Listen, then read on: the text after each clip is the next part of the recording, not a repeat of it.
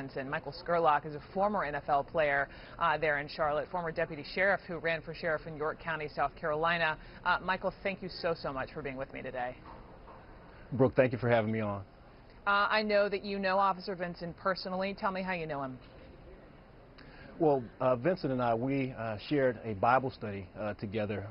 There's a current and former NFL Bible study that's held once every Thursday of the month, and that's the way we met through Bible study. Tell me about him. Well, he's a great person. You know, he's a family man.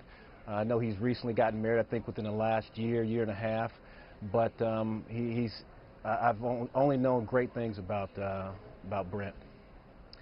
So you have this football tie, but you also have this unique law enforcement tie, and I'm curious, in the time that you've known him, have you ever had any conversations with him about police,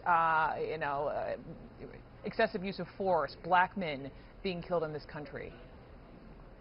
No, we never had those type of topics within our discussion, but what I've known with Brent and I, we've talked about certain things that we may have had to deal with while we're on the road, just having an opportunity to impact other people's lives while we're on the road, while we're doing that particular profession, but never in depth to where we're talking about actually having to encounter or take someone else's life.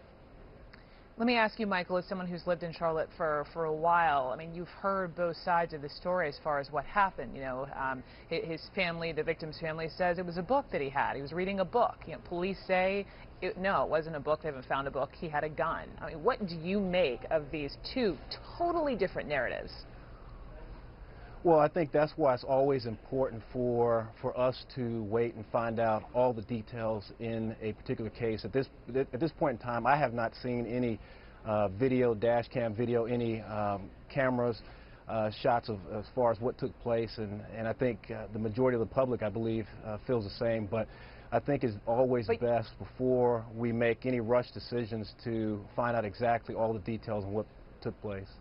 The officer, I know, wasn't in uniform, didn't have a body camera, although others were around him in uniform perhaps did. But can you understand, because there is this lack of video, why folks in the community are skeptical of police and their story?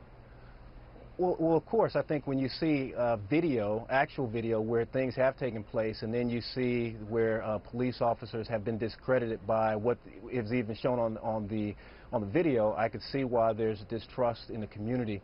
However, I've had an opportunity to listen to Chief Putney. He came to our church a couple of times and spoke, and you know, I believe that he wants the right thing for not only for his department but for the community of Charlotte. So I believe at the end of this, everything will be brought to light, and those individuals, and I think everything will work itself